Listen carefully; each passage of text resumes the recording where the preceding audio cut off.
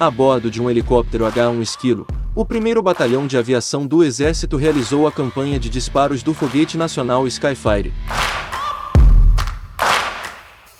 A campanha teve como objetivo principal atestar a qualidade dos foguetes de 70 mm, recebidos este ano, além de analisar o lançador múltiplo de foguetes Avibraz, a VLM-70, desenvolvido para ser operado a partir de aeronaves.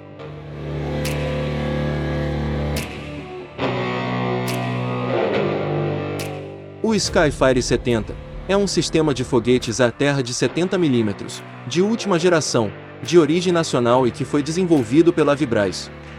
É composto por motores de alta energia, diferentes cabeças de guerra e lançadores com sistemas de controle de armamentos para quase todos os tipos de aeronaves de asas fixas ou rotativas. O Skyfire 70 substituiu os obsoletos SBAT-60, também da Avibraz e que foram amplamente utilizados pelas Forças Armadas Brasileiras. Este sistema de foguetes pode ser utilizado por unidades de artilharias rebocadas ou montadas sobre veículo, tendo capacidade para atingir alvos até 12 km de distância.